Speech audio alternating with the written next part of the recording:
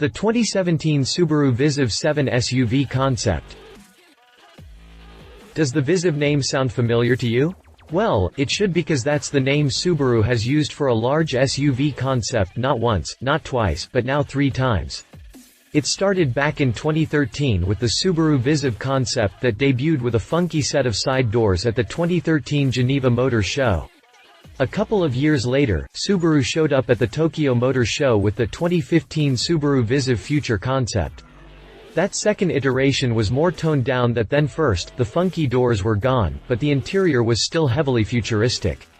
Fast forward to the 2016 Los Angeles Auto Show and Subaru was back at it again with the Viziv-7 Concept, a model that showcases what a large, 3-row SUV from Subaru will look like when it makes its debut in 2018. To date, we have yet to see the inside of the concept. The doors were even locked at the show, with the interior hidden away by tinted windows, but as far as the exterior goes, this baby is ready to go into production. As far as SUVs and crossovers go, Subaru doesn't have much. There's the compact Subaru Outback, which isn't really as much a crossover or SUV as it is a wagon with jacked-up suspension. Then there's the Crosstrek, which is an Impreza with a raised roof and suspension, and then there's the Forester, which in every sense of the word is an SUV, but it's still in the compact segment. That means that Subaru has some room to grow if it really wants to compete in the world of gas guzzlers that is the American SUV market.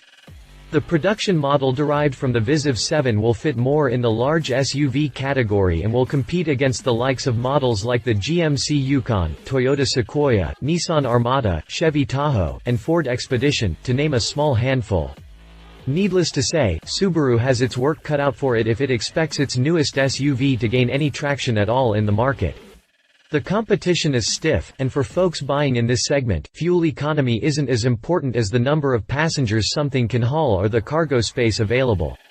With that said, let's take a better look at the Viziv-7 concept and talk about what we can expect from the future model it represents. Continue reading to learn more about the Subaru Viziv-7 SUV concept. Exterior. Considering Subaru has said very little about the interior, what powers this concept, or what will power the production model, the exterior is the real bread and butter of this concept. Up front, the Viziv has a massive radiator grille that is filled with a large insert that has hexagonal cutouts for airflow. The Subaru emblem sits toward the top, with a chrome element flanking either side. Down below, a large air dam makes up most of the center portion of the fascia and features a chrome element at the bottom. On each corner, there are highly dramatic cutouts that serve as a home for the fog lights that are outlined with large LED strips for running lights. The headlight units are also LED in nature and feature a backward C LED strip that serves as additional running lights. The concept doesn't expose any turning signals or amber running lights, so those are either built into the LED headlights, or the running light strips change color as needed. The latter would be more likely in the strip around the fog light bezels. The cladding that runs along the lower edges, and around the wheel arches, also feed into the front fascia around the fog lights, giving this concept a very unique look. It's a beautiful exterior design and could lead to Subaru's next SUV being a big hit. Moving over to the side profile, we see lots of standard design cues that just scream production ready. The wheel arches are accented by the same body cladding as the side skirts and lower fascia, with each wheel arch have a small, blue LED strip at 12 o'clock. A chrome element resides in each side skirt for extra character and is emphasized greatly by the sharp and straight body line that is formed by the lower portion of the doors. Farther up, a shallow body line dips down from the waistline and shoots rearward along the same plane as the door handles before swooping upward and accenting the shape of the rear quarter glass.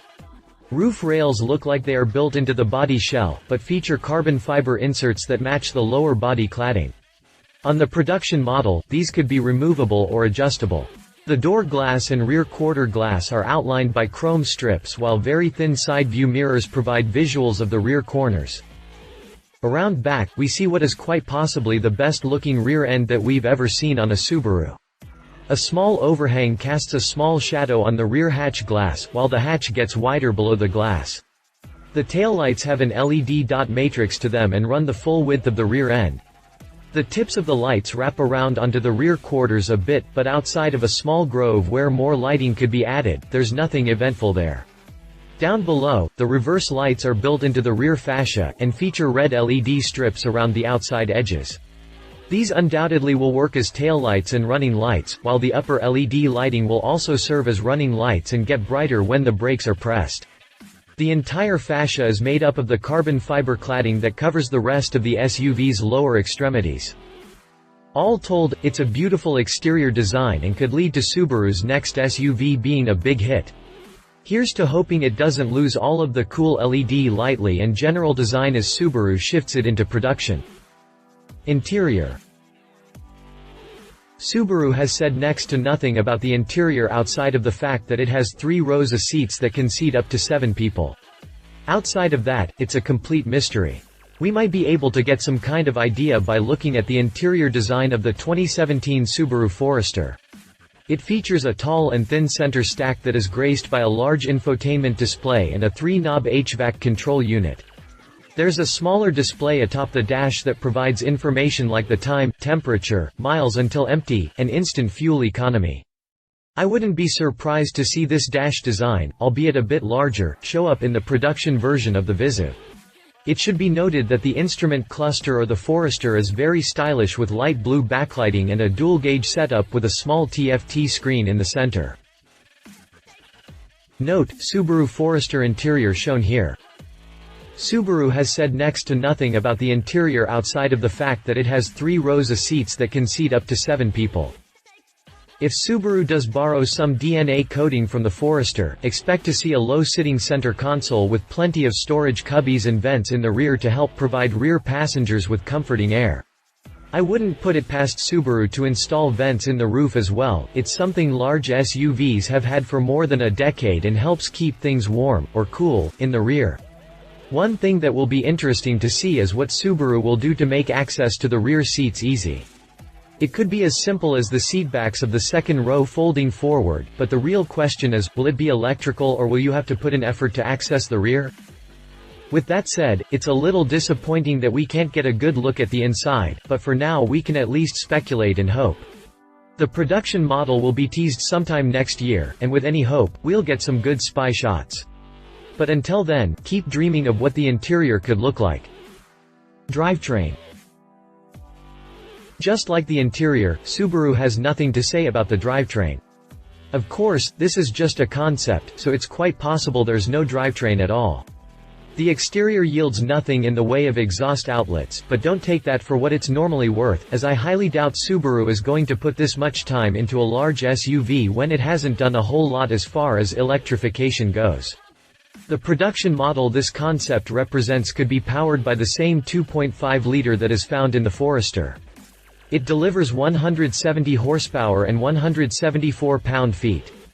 Hopefully, Subaru won't shoot itself in the foot by going with something that produces so little, especially when you consider towing capacity would be next to nothing with so little power. There is a 2.0-liter that's available in the Forester 2.0 XT Premium. It pumps out 250 ponies and 258 pound-feet, but compared to the competition, that would still be pretty underpowered. The production model this concept represents could be powered by the same 2.5-liter that is found in the Forester. If Subaru really wants to compete, it needs to go with something that pumps out at least 300 ponies and can pull at least 5,000 pounds.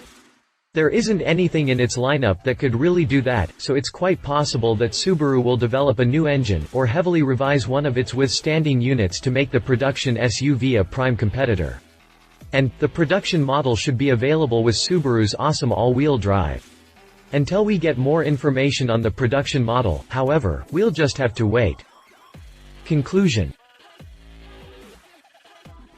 I have to say that I'm rather impressed by the work that Subaru has put into this concept, and it's clearly a huge hint at what is to come in 2018. I really wish we could get a better idea of what to expect by looking at the interior and going over some drivetrain specs, but at least we can get a good idea of what it will look like. The fact that the exterior is pretty much production ready, I'm hoping all of the LEDs carry over, tells us that it won't be long before we see a real-life prototype testing in the wild. With so much strong competition, Subaru really needs to hit a home run with its large SUV, but, if the looks of this concept are any indication, Subaru just might do well come 2018. What do you think about the concept? Let us know in the comments section below. Love it. Production-ready design. LED lighting. Seating for 7. Leave it. Subaru may drop the ball in the power department of the production model. No idea of what is going on inside. Will there be any autonomous tech or hybridization? If you liked this video, please share your thoughts in the comments below and don't forget to hit the subscribe button.